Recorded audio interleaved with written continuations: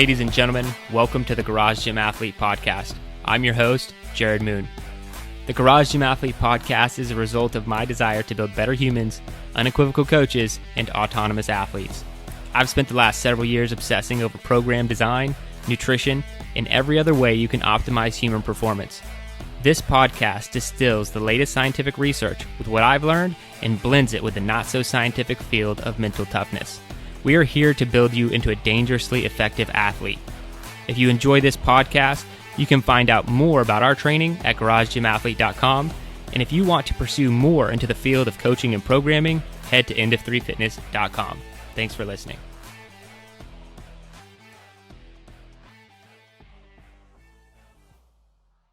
All right, ladies and gentlemen, welcome to the Garage Gym Athlete Podcast.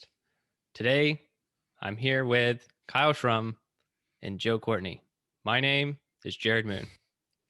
Get your audiobook voice going. Are you like recording an audiobook or something? Kyle is always giving me crap about the intro. I'm trying to just be a little bit different, but still the same, because I don't want people to be like, am I listening to a different show? But I want, try some new things. How was that?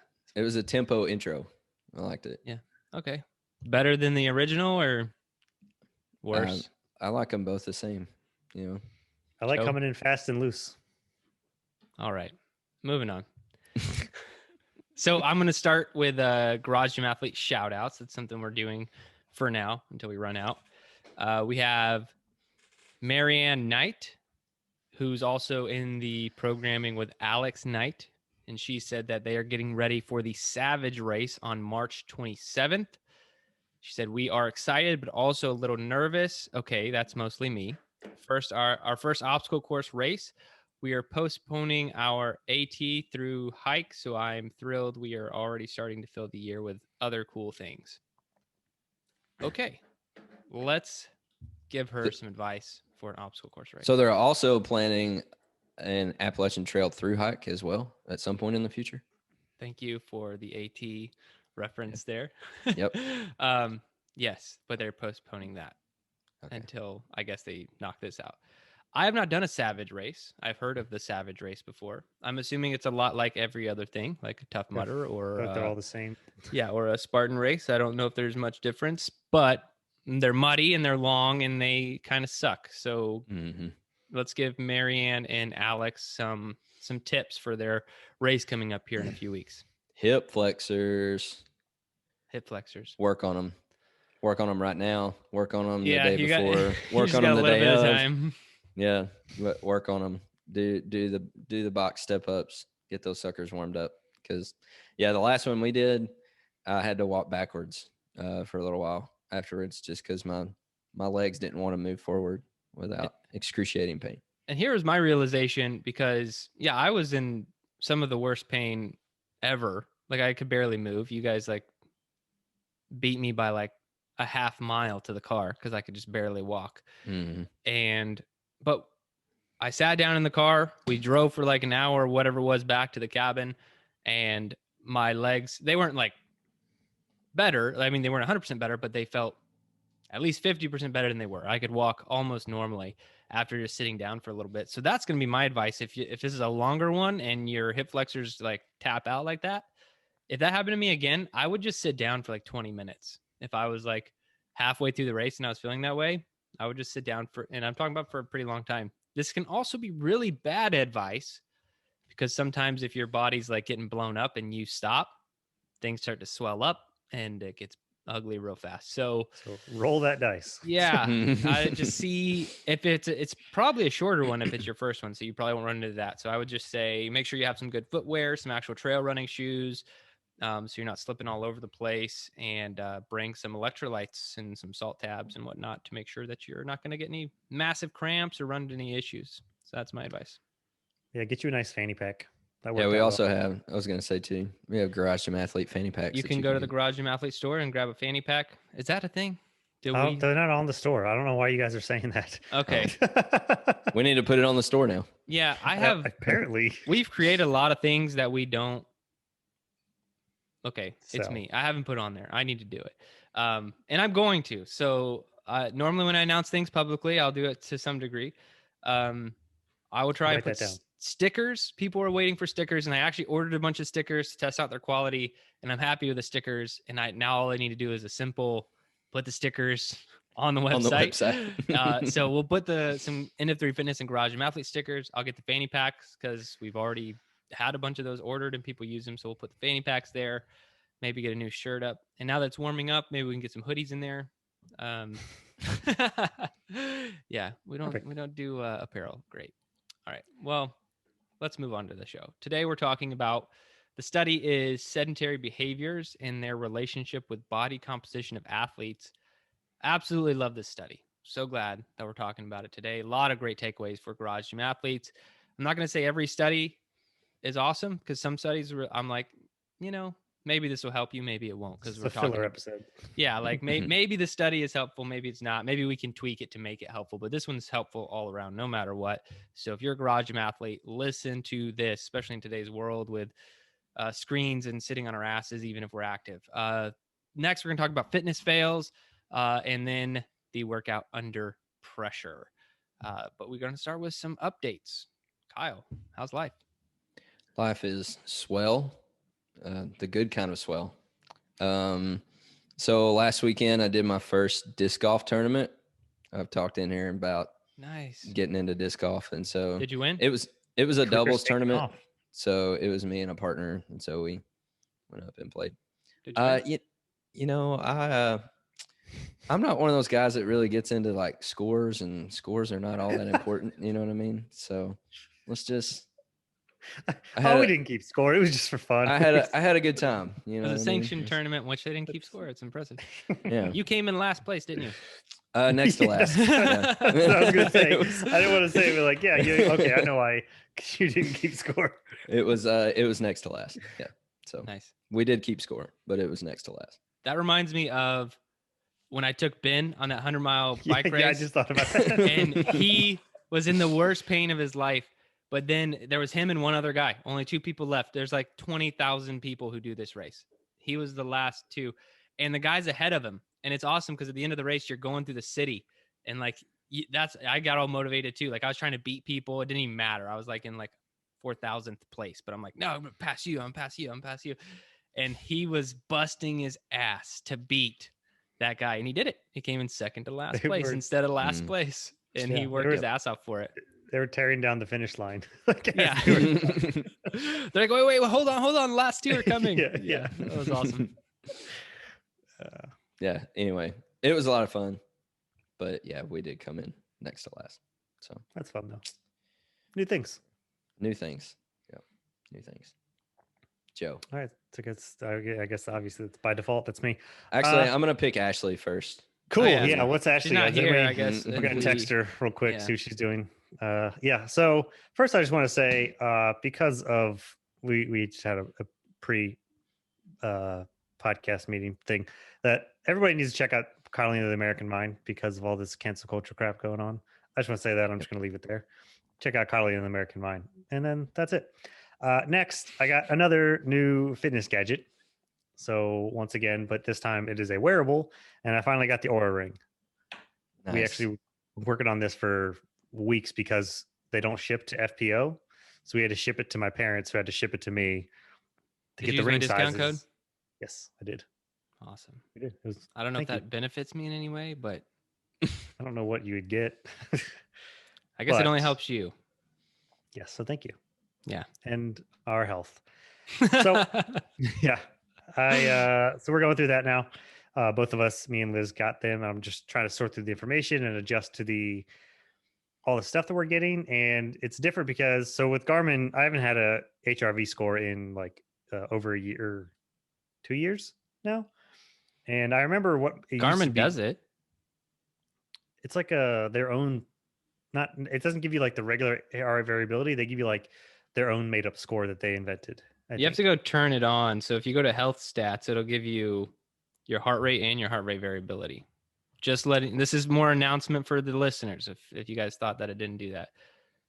Also, it might be your generation watch too.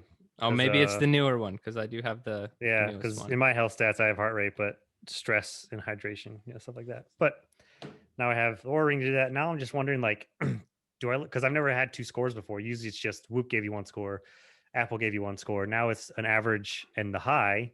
So I don't know which one I should actually pay attention to, because the average, it's not very good compared to what I'm used to, but the high is decent. That's why I like being able to look at it all, because with the Apple Watch, you had to do the breathing app to like take HRV. Otherwise, you could do it in sleep or something. So you do the breathing, the moment or whatever it's called in the Apple Watch, and then it'd take your heart rate variability, and it could be really good. It could be really bad at that moment. And the same with Whoop, is they take some random 60-second period in your deep sleep wave in the middle of the night, and that could be good, that could be bad. But the Aura Ring is just like, here's everything for every second of the night. This was your heart rate variability. So I kind of like that. So I look at it all, man. I look at like, what's my highest, what's my lowest, and what's the average, and it gives you better trends. But they also track your like 3-week average to your previous month or something crazy like that, which is the Aura Ring becomes more useful the longer you wear it, is what I'm trying to say. Like, you don't have to put much thought into, is my HRV good or bad? They'll let you know if this is bad based off of your previous month or 2 months or whatever. Yeah, my HRV balance is still grayed out. So I know I'm getting used to that, but it's cool to have the resting heart rate as well, to have the average and the low. Respiratory rate, I didn't know that was a thing. I had to look at what that was, and that's kind of cool to see, I guess. It doesn't really do a whole lot. But also, apparently my REM and restfulness are terrible, and I really don't know how to improve that. You can't just like try to get more REM. It's just waking up like, oh, I sucked again today. That's it. Yeah. I mean, there are things you can do on the restfulness side. Depends on why you're restless. Are you still doing the chili pad? Oh, yeah. Okay. Oh, yeah. I just turn around a lot, I guess. I don't know. It's funny, is our power went out for like, right when we were going to bed, our power went out for, it was like one of those things, 5 seconds. It just off and then back on. So most everything kicked back on. But my chili pad didn't turn back on. I didn't think about it. I woke up in the middle of the night and I'm like, I'm so freaking hot. Like, what's going on? Chili pad wasn't on. Now I'm like one of those broken human beings who needs to be pampered. That's what it is. Yeah. You're going soft. The American body. Yeah. I was going to say something about your REM or HRV, resting heart rate, respiratory rate. Oh, respiratory rate. That's a great way to track COVID. Oh. So if anybody's wondering, because you can be asymptomatic but still have a higher respiratory rate. So you could you could contract it. You could contract it, be completely asymptomatic, so you're not sick, but your respiratory rate might still go up above, because it should not fluctuate that much. The thing with respiratory rate, like 1 to 2 breaths, you'll probably always be in there. But if you jump up like 5 breaths, something might be going on. I'm not saying you have COVID specifically. It could be another illness, but it could very well be COVID though. Cool. Yeah, mine's been within 0.5 the last week. So what is your respiratory rate? Just share your biometrics with the world. 13.9. There you go. All right, now your social security number. I think it's the lower end. 8675309. Yeah. Just enough numbers there. Yeah, that's mine. Okay. Did I update on the building, the office building? Oh. Okay, they have done the dirt work, which is awesome. So they have paved out like a flat space to pour the foundation, and they'll do maybe the foundation this week or next. So we're making progress there, slowly but surely. Maybe this year we'll be done. Who knows? But the big update I wanted to let everybody know, I did a sleep experiment over the last couple of weeks. I used to wake up early all the time. In the military, it was in the 4s. After I got out of the military, I decided I'd let myself sleep in a little bit more. I started waking up at 5 every day. And then I just did that for years. And then it was around when I started diving in a lot more into sleep. We read that book by Matthew Walker. I was like, you know what? I need to prioritize sleep. So I stopped waking up early, which was a big deal for me because I've been doing it for years. And I started sleeping until 6 a.m. or 5:45. That's my body would kind of naturally wake up around 5:45 to 6. And that's good.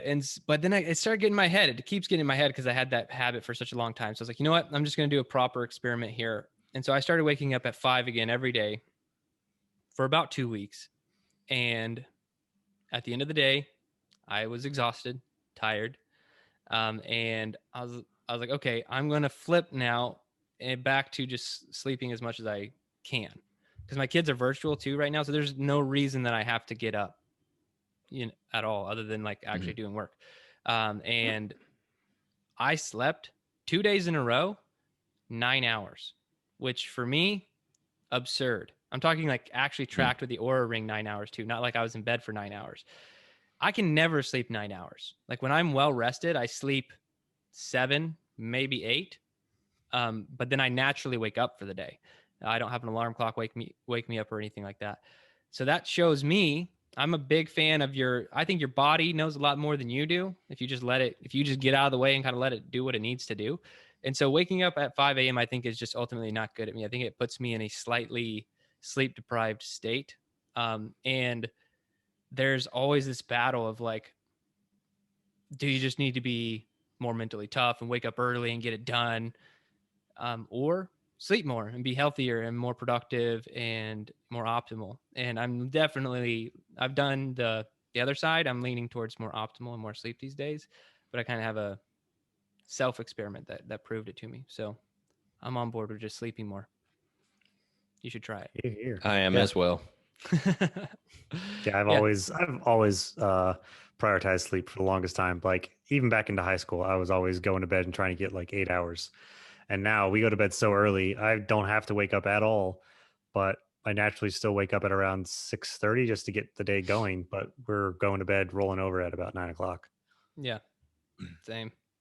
So yeah, that's it. Sleep more. Your body wants to. And now that I've been sleeping more. I'm back to sleeping about 7.5 hours, waking up naturally, feel fine. But when I go down to like that 6 hours, it's not as good. All right, let's get into the study. I already mentioned the name, but I'll mention it again. Sedentary behaviors and their relationship with body composition of athletes. So the purpose of this study was to examine the associations between different types of self-reported sedentary behaviors and body composition in a mixed group of female and male athletes. And I want to read, it's going to be kind of longer, but all of the different types of people that were in the study. I thought it was cool. So it's Portuguese athletes, 65 female, 70 male, 2.2% were top 10 internationally in their sport. 29.6 competed at the international level, and 68.1% competed nationally. And so those are pretty serious athletes. But I think the variety of sports was the coolest. So they came from powerlifting, gymnastics, track and field, climbing, judo, karate, taekwondo, boxing, rugby, hockey, fencing, rowing, tennis, volleyball, handball, basketball, soccer, futsal. Is that a sport? Golf, indoor soccer. I believe. Got it. Motorbiking, surfing, swimming, water polo, trampoline. Is that a sport? And triathlon. Of the athletes, 44.4% were from team sports, 55.6% were from individual sports, and 69.6% were from non-weight sensitive sports, and 30.4% were from weight sensitive sports. So pretty cool. I just like the wide range. Now, this was kind of they just did a questionnaire, right? The athletes were interviewed and used a validated questionnaire to assess and quantify time spent in various sedentary behaviors. And then they used a DEXA scan to measure their body composition. And what did they find overall? I'm going to read the official from the study, kind of like their conclusion. They said there's still debate whether high levels of physical activity can fully counteract the harms of sedentary behavior. These findings suggest that sedentary behavior, particularly cell phone screen time, can compromise athletes' body composition regardless of weekly training time. Maybe everyone should just pause the podcast and think about what I just said. Sport federations and coaches may improve athletes' body composition by targeting specific sedentary pursuits, i.e. total screen time and cell phone screen time during athletes' recovery time. Even in athletes, sedentary behavior can compromise total and regional body composition regardless of high training time. Screen time, specifically cell phone screen time, seems to be the sedentary pursuit to target in athletes. Sports federations and coaches must control sedentary behavior during athletes' recovery time. So big takeaway here, if you are training as much as you should be and you're still lazy every other minute of the day, you're going to be fatter than you want and ultimately not see the results that you want. I put it out. That wasn't PC. I'm sorry if I offended anybody. But what you guys take away from this one? I thought it was very interesting and huge. I think it hits home with our audience. I mean, most everyone's working from home because of the pandemic. A lot of people work from home anyway. And I know I can fall into this trap quite easily. So what do you guys think about the study and just the information overall? I love the group that they got it from. The high level athletes in such a variety of sports as well. So they have all spectrums to deal with. I don't think we've ever seen that kind of cohort before in a study that we've covered. It's pretty impressive. Yeah. It was also interesting how they got the sedentary time and metrics from being on the phone, which was also cool because basically if you're on your phone or on a screen, then you're not doing anything. I know you can be on it while you're on the bike or something, but that's not as much. So basically your phone's making you fat is what I got out of it. It's not beer. So have your beer, just don't get on your phone. Just kidding. That's not the takeaway. Don't listen to that part. Yeah, don't. We'll just I won't edit that out because I don't feel like it. But so we walk all the time, Liz and I, on the weekends. Whenever she's off, basically we go. There's a couple of loops that we do around where we are, but it's pretty much like a 3-mile walk. Anytime that she has time off, like on the weekends or when there's long weekends, we still go pretty much every day because it's just we get out of the house, we get some fresh air. But I mean that I bet if you go back to a lot of our recovery podcasts, the number one thing we say about recovery and moving is blood flow. That's it. I mean, we do it for recovery and to move, and because we train hard, we want to keep doing things. But it's also just a sedentary thing because we don't want to sit around all day and just be super sedentary. We gotta keep moving. We gotta do steps, and it's not even like a burning calories thing. Whereas, I mean, it all kind of adds up, I guess, but it's still moving and not just sitting around. And I think that's just it's a super simple thing that you can do. You know, whether it's I guess if you work in an office building, go to the bathroom a lot and go walk farther away. Hey, if you're drinking a lot of water, you should be getting up to go to the bathroom anyway. So we're just bringing all the advice in. There you go. On this episode. Just throw it all together. Yeah. So I think all of that it was cool to see. I'll let Kyle take over though. So I just kind of took away, your phone is making you fat. No. That's the title of the episode officially. That's it right there. Your phone is making you fat. Scientific proof. I would say, so what they're studying is like the sedentary, obviously during your training time, you're not being sedentary, or at least you shouldn't be. And so this is kind of your downtime during your recovery periods. And so I just kind of said, dial in your nighttime behaviors. I know that's a trap that I can fall into as well, is at night when everything is done. I've done my work for the day. I've done my training for the day. I've got the kids in bed and all that stuff. And so it's like, well, do I look at my phone or do I watch TV? Like, which one am I going to do? You know what I mean? And so I can kind of fall in that trap sometimes too, but I would say dial in your nighttime behaviors. Like, there could be some other things that you could be doing besides just staring at your phone to kind of down regulate. I know that's an easy way to decompress, is to just kind of sit and just scroll through your phone but you can just waste so much time doing that. Not just at night, you can do it at any time of day. I mean, you pick the phone up and you get trapped in it. So I was wondering if the screen time could correlate to bad sleeping practices, sleeping nutrition. I think from other studies we've covered, we kind of know that that's true. That they're correlated. Maybe not the cause, but they're definitely correlated. So I would just be mindful of what you're using to decompress and down regulate at nighttime during your rest times. I also say during the day, I will switch between a standing desk and a sitting desk. It doesn't mean I stay in one all day long. I'm just kind of, hey, I've been sitting for too long, I'm going to stand up. Hey, I've been standing up for a while, I'm going to sit down.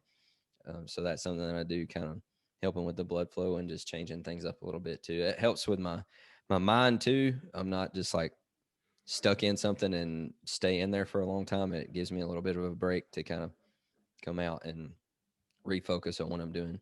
I'd also say something I've been doing recently, do the grid. So I've been doing push-ups during the day, like just. What is the grid? Just so for anybody who's unfamiliar. It's really, really simple. Pick something to do that you're going to crank out a few reps of for a few sets, and you draw a grid, however big of a grid you want. And every time you do a set of whatever it is that you're doing, you write down that number in the grid, and then you add it up at the end of the day. If you get the Kill and Comfort Planner, it comes with the grid in it, which will also be added to the store along with the stickers and it's actually already in the store. It's just sold out. So, yep.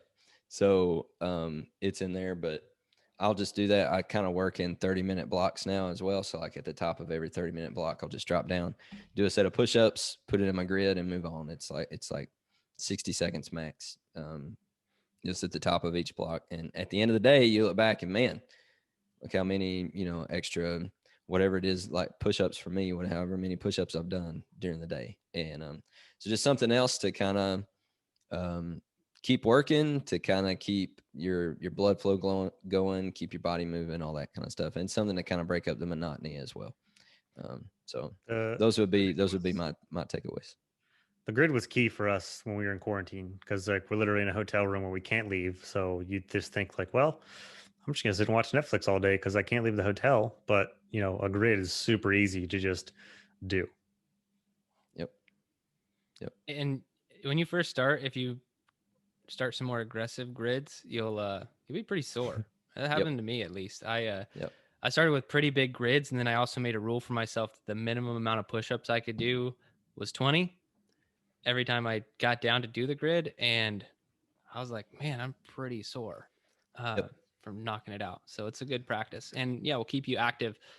I think, we've talked about phone stuff and being active, but I was going to put this in my updates, but I decided to throw it into this part of the show just because it worked out really well. But Joe mentioned blood flow and how important that is. Well, I'm trying to work myself out of a lower back injury problem, whatever we want to call it. I haven't had it officially diagnosed. I just know it freaking hurts, and it's causing me to not be able to squat and run as much as I would like for the goal that I'm currently trying to pursue. And so blood flow is everything for me right now. And I probably have been a little bit more sedentary recently because BCT training was when I'm in the like full normal BCT, which I'm not right now, is just really taxing. So I just didn't feel like doing much else after I had run, 7 miles that day, or if I had squatted like thousands of pounds of, weight, and I'm pretty tired. Like I think it made me more sedentary during my day. But now that I'm doing a modified version of BCT, blood flow is everything for me right now, because I'm trying to heal up a lot of like little nicks and scrapes, so you will, my body. And I mentioned I was biking, right? I was doing a lot of biking. I'm not now. I'm doing all rowing. I moved to rowing because the arm involvement. I'm getting a full body movement every time you do the row movement. You're moving your arms, legs, your back is involved. That's another big reason I wanted to do that instead of the bike. And so I'm just doing that a ton. So that's where all of my actual training is. So like if we're doing 20 minutes or 30 minutes in zone 4, like I'm going to do that on the rower. But I'm also trying to throw in 2 separate 10-minute sessions, one in the morning and one at the end of the day, of just, I don't even look. I don't know. I don't track it. I don't know what zone I'm in. I don't care. It's just 10 minutes of moving on the rower to try and get more blood flow to all the areas that I want. Because another problem I developed, like BCT is just breaking me down. We can talk about this. I think we will a little bit in the next segment here. But I was gripping the bar so tight on back squats because the weight was so heavy and I just want to be really rigid. I developed tendonitis in my right arm, a pretty aggressive form of tendonitis. I've had tendonitis multiple times throughout my life, so I don't complain about it much. And you normally just find ways to work around it and it kind of works itself out. But one thing I've realized with tendonitis is like it can be really painful. And then when I'm rowing, tendonitis will hurt my arm while rowing. For like the first 5 minutes, it's just like every stroke is painful. It's like, oh, yep, that hurts.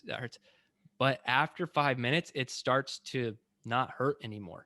And that's because of the blood flow. Like blood is just getting pumped in there. Your arms are being used in a very, because you're not like straining, right? This is a very like easy thing for your arm to do. And I'm just going to keep doing that over and over again. Same with my back. So blood flow is really important. I'm moving a lot more now than I had been, but with all the athletes we've had and interviewed, and people are working from home either because of COVID or that's just their job. You have to work these other things in there. You can't just do your training session. And I mean, you're going to be healthier.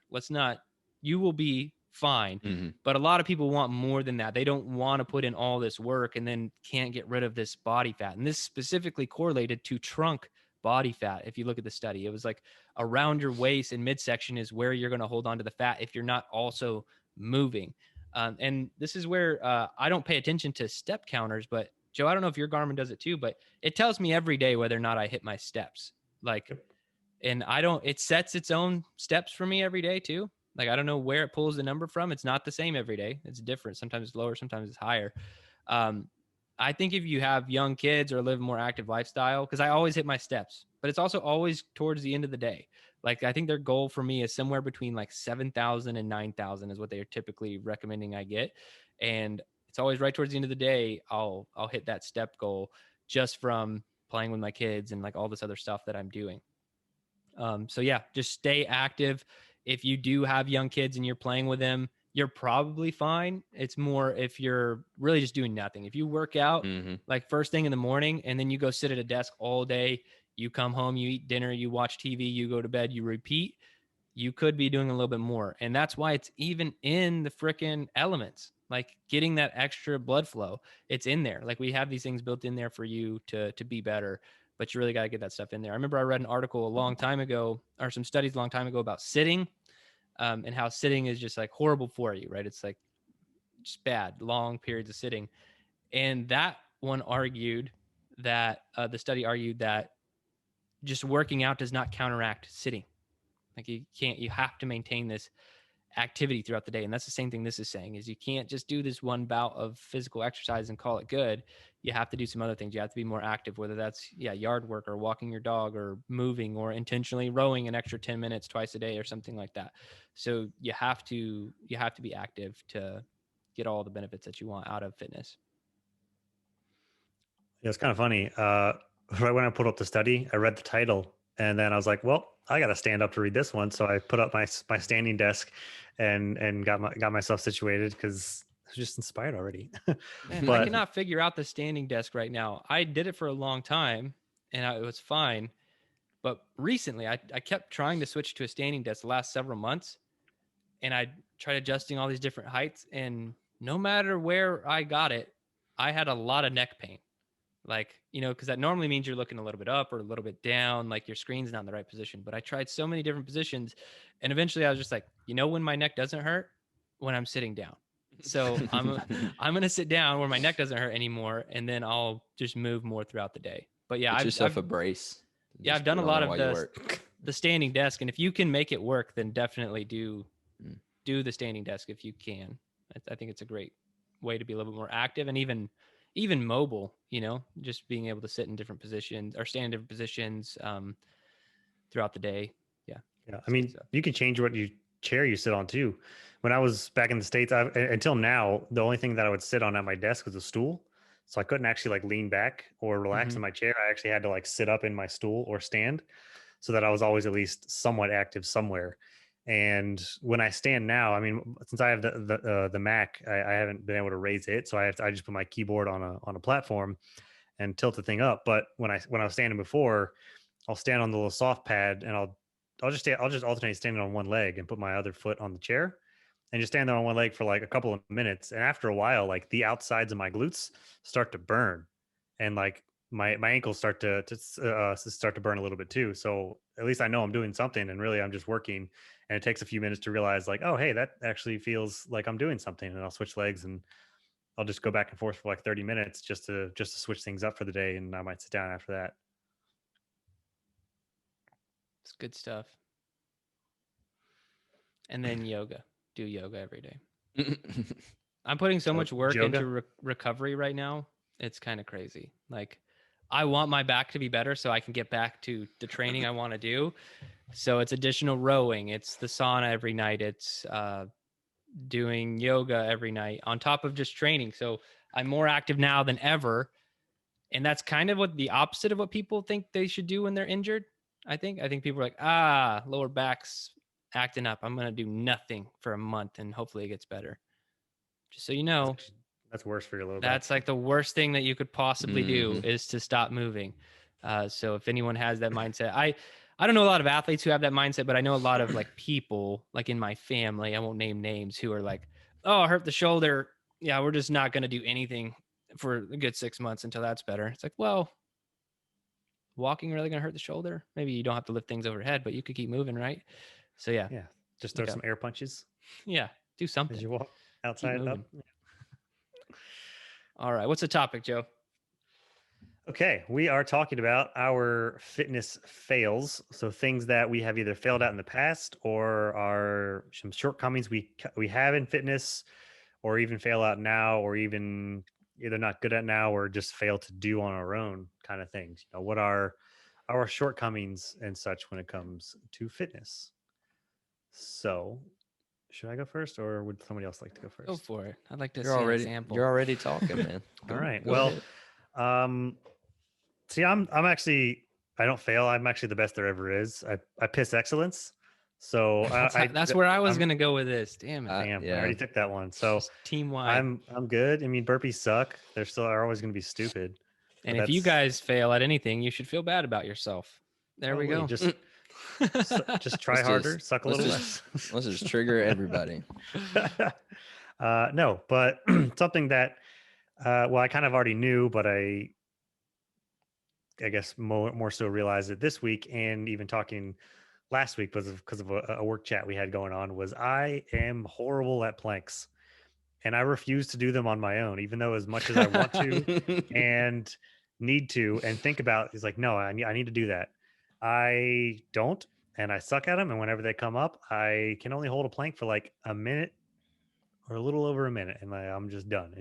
I'm terrible at them. I can do front lean and rest longer, but it also seems like in general, core is what I fail to do sometimes. If ever I have to cut a workout short, core just falls off. Or if I'm mixing days around and doing something, I might like, if I'm like, all right, cool, I'm going to go for my run, I'm going to do all my cardio, and then I'm going to come back to the house and I'm going to do the core portion. And then once I get done my run, I'm like, all right, awesome, I need a shake right now. I'm going to make the shake. And then I'm like finishing my shake, going up to the shower. I'm like, ah, crap, I didn't do that.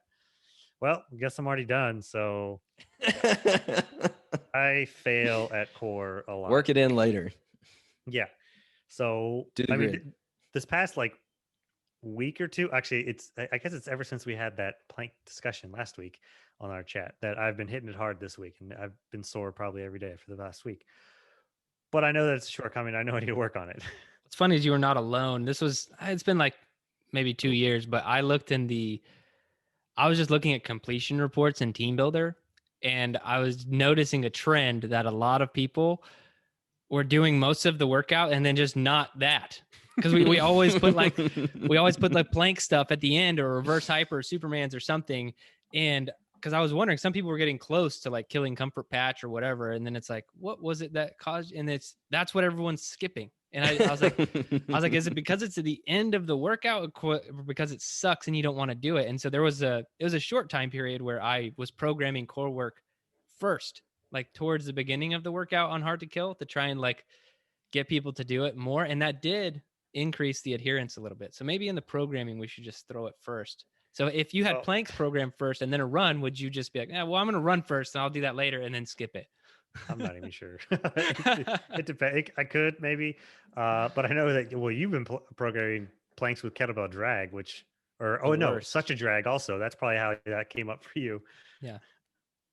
So yeah, that is one of my main shortcomings that I know I need to work on. And all I'm going to say right now is, I'm just a small hint. Everybody should start working on their planks. That's all I'm going to say. If you're on the strength track, especially the strength track athletes. No, because of you're talking week? Yeah.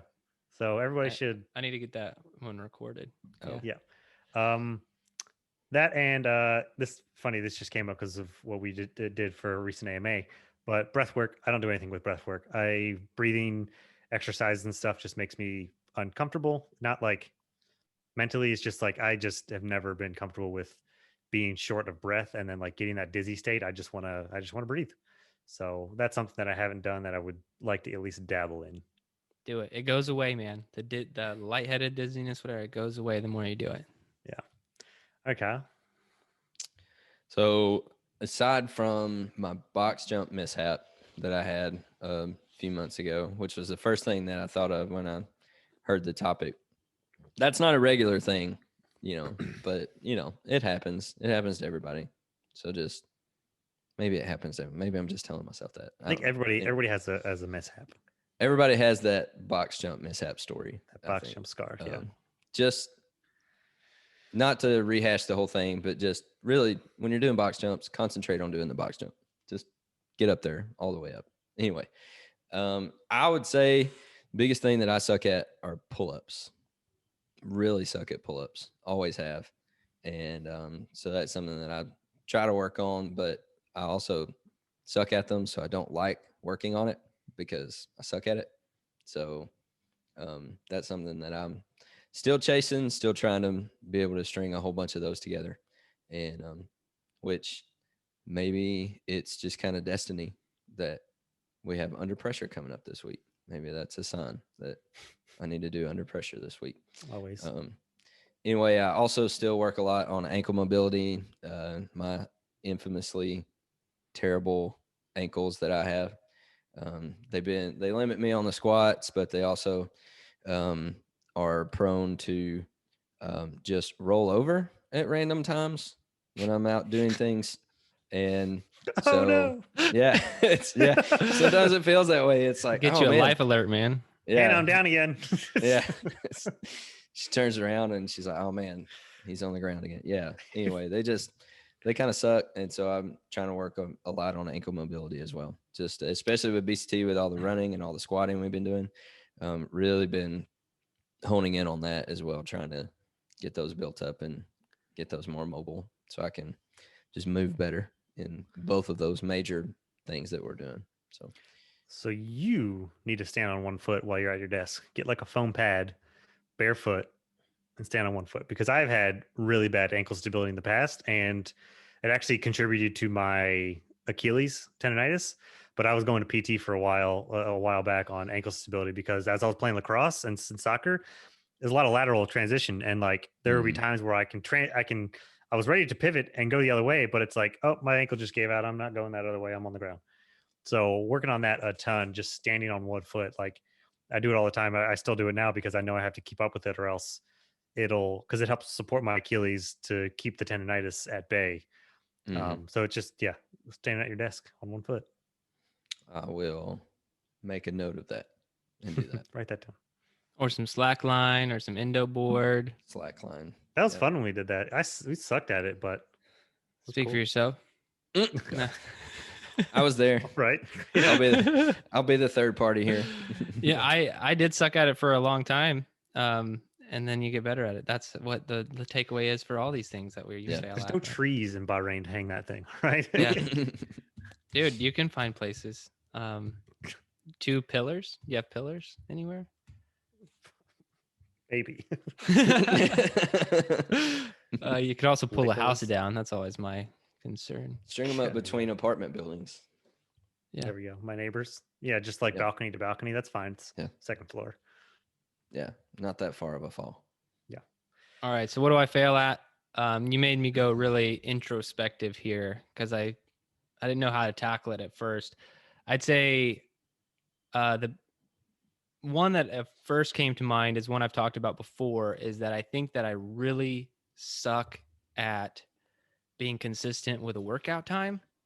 And I don't really care that much because I still get the workout done, but that's something I suck at. I wish I was better because I feel like my life would just be a little bit more organized if I was just like, I work out at this time every day and that's when I work out. But I'm getting fairly more consistent. Sounds weird, but the afternoon is when it's happening most of the time these days. It is getting more consistent, but it used to be all over the freaking place, even into the evening if I had a busy day or something. But the one thing that I think after really thinking about it, what I suck at or fail at is, I'm going to say, pushing myself on like weight selection for things that aren't like a barbell movement, or because if I'm squatting and it's 85%, it's 85%. Like I'm squatting 85%. That's what I'm doing. But then if you're like, if we, let's go to core work that you're talking about, and it's Russian twists or something, I'll use like a 35-pound kettlebell, and I could probably honestly do like 100-pound kettlebell for Russian twists. And I probably should, if I want to continue to see progress and get stronger.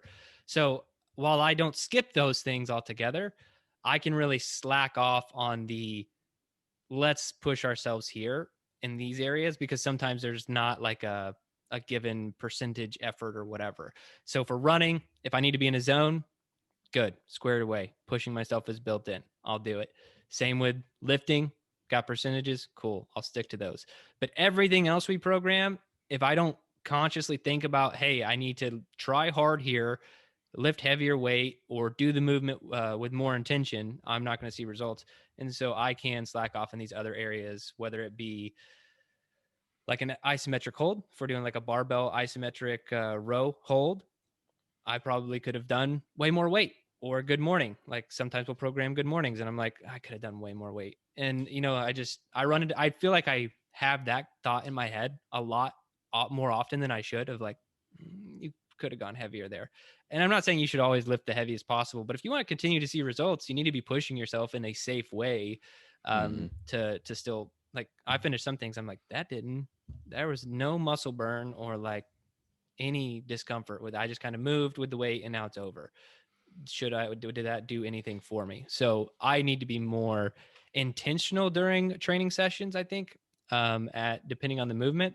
And I should probably like write down which movements it happens with. And I'll probably find like, it's probably isometric holds, like what you're mentioning. Like planks suck. So do any other variation of isometric holds. We've talked about that on a recent AMA, but it's probably more things like that. Like I could have held the plank longer, like when we're accumulating 5 minutes in the front leaning rest, I probably didn't need to break, I probably could have pushed a little bit further. So I would say that's the thing that I struggle with and have to be super intentional about everything I go to train, is like, let's be dialed in here. Let's push ourselves, collectively ourselves, to be better. Yeah, progressing through accessory work, I think, is easy to just fall into what you did. It's like, I did 53 on this last time when we did a couple weeks ago, so I'll just do that again. That's fine. And that goes with all the like the holds as well. It's like, oh, I know when I do planks, or fronting the rest, whatever, I'm gonna stop at a minute, rest for 30 seconds, then go back and do it again, and that's just and I'll check the box and I get it done. So that is a good thing to be, I guess, conscious of, to try and improve. Yeah, I remember I talked to my father-in-law who, hey, he's in really good shape for his age and like everything. Like, so I'm not saying anything bad about him, but like he's told me about his workout routine. He's had a very similar workout routine for a very long time, and he'll be like, yeah, I do 35s on the bicep curl, like in each arm, and I'm like, and that's just the weight you've been doing for years, though. Like he has 35s at home, and that's what he uses, and that's what he does. And that's just kind of like what I don't want to happen to me, like he's in great shape. He runs and does like some weight training and push-ups and basic stuff. He's in really good shape. He's not a huge like fitness guru or anything, but I just don't want to be like, yeah, when I do this movement, I do 95 pounds and that's what I do. And I don't want to do that for a decade. Like I should either be moving. There are a lot of other ways you can push yourself. Moving more intentional is one thing I mentioned. Like you can make a sit-up suck at like in 5 reps. You can make 5 reps of the sit-up suck real bad. If you want to do it slow and controlled on the way down and stretch your ab muscles and then go back up, you can, if you're intentional with repetitions, you can make them suck a lot worse and make it way better for you. And the same with just adding more weight. You can add more weight to certain things. So there are a lot of ways to do this, but yeah, being intentional in workouts is a big one. Like your tempo curls. Oh, those are brutal. I haven't done them since my biceps recovered from the last time. Got to watch out for those sexy Saturdays. They'll screw you up. You just look forward to them. Well, one day when we're old and gray, a little poem for everybody. Okay. We'll just get rid of Meet Yourself Saturday, and we will officially just have Sexy Saturday. Be like, you know what? That Meet Yourself Saturday stuff is a little too hardcore. We're just Sexy Saturday. Yeah, perfect. I'm on board. I'll start writing it now. Never gonna happen. When all of us move to the Masters track. Yeah, never gonna happen. All right. They'll only get worse and more brutal. Speaking of meeting yourself. Hi, I'm me. We're just meeting. So this week's is Under Pressure, and it's just pull-ups. It's just a lot of pull-ups. It is. So I'm gonna say, actually, I'll say this in reverse what it's read. It's 100 strict pull-ups, but if you can and you are proficient and experienced in pull-ups, then it's 200 kipping pull-ups. If you can do 20 strict pull-ups, then you can do kipping. Well, then I'm never going to do this strict, or I'm never going to do this skipping. All right, maybe 15. Where are you at? I'll meet you where you're at. Yeah.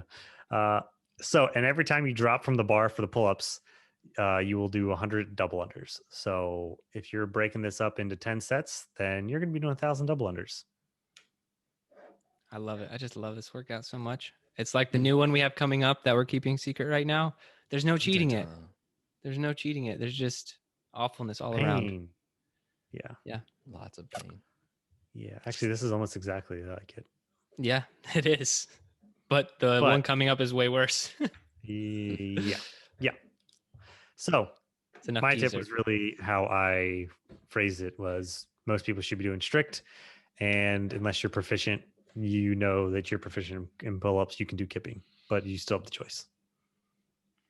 So scale accordingly. Oh, that's right. There's also a 35-minute time cap. So it's not like you can just be at this forever and be out in the garage for 90 minutes trying to get your pull-ups out or frustrating on your double unders. So adhere to the cap, pay attention to it, hang on the bar as long as you can to do your pull-ups. So you have to do less double unders. Scale accordingly. I would just say warm your calves up beforehand, unless you're not planning on doing a lot of double unders. If you're not going to be a lot of double unders, so warm them calves up. Don't worry about it. Forearms. Wait, double single unders? If you can't do double unders? Double the singles. And I would just say go fast. Like when you're on the jump rope, don't take your time with that. Like jump rope's not too difficult. Doesn't take a whole lot of time. Just crank it out and then get back on the bar. As far as music, since Ashley's not here, I'll take this one on. Go with the Queen song, Under Pressure. Go with it. Play it. Or you could go with the knockoff version, Ice Ice Baby. Or both. Throw them both in there. Knockoff? Okay. If you don't know what I'm talking about. The melody. I'm pretty sure there's a thing where there's like a ton of songs that have that same melody. Okay. Anyway, I was just taking my dig at Ice Ice Baby. I'm just kidding. I love the song. But anyway. Queen song, Under Pressure. Ice is awesome. Throw it in there. So Under Pressure originated when I was doing Murph every week for a year the first time, and I wanted to get better at kipping pull-ups. And so I kind of set this up. I did it the kipping method, and I wanted to just do as many as I possibly could and get better at it. But I didn't want to have to run every time, which was my first thought. So I made it double unders to get a lot more conditioning in. And I found out real fast this workout was going to suck. And so then it turned into a Meet Yourself Saturday workout. So the kipping to strict rule would be my first thing. Joe already mentioned it. You should only be kipping if you can do a lot of strict pull-ups. And then with I think this came up the last time, the bat version of doing this workout, where we don't actually recommend it, but if you hang upside down, you will not have touched the ground. If you hang upside down and hook your legs on the bar, you have not touched the ground. And so you do not have to do double unders. So that, just so we're clear on the rules, if you want to get crazy now, just to note, when you are, I'm sure people have hung upside down from a bar with their legs, maybe when you're a child, but in a workout, when you're tired, it's very dangerous. And when you fall, you will most likely break your neck and die. So these are the precautions. But if you hate double unders as much as some people do, maybe that risk is worth it for you to see just hang. I'm still waiting for the person, even though you should not do it. And I don't want you to, so don't do it. I'm still waiting for the person who never did a double under or never touched a jump rope in this workout. It might be me. Didn't happen.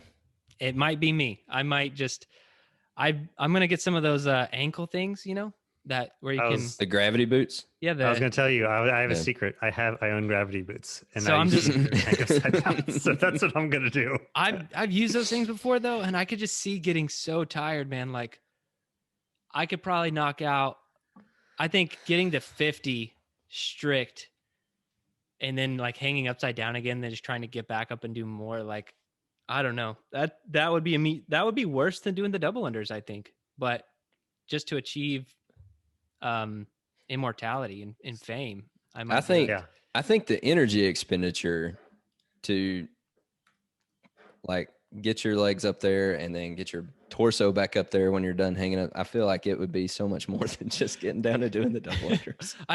That would become its own Meet Yourself Saturday workout. It's called like the 100 pull up, no touch, like can't touch the ground. And we call it Bat Cave.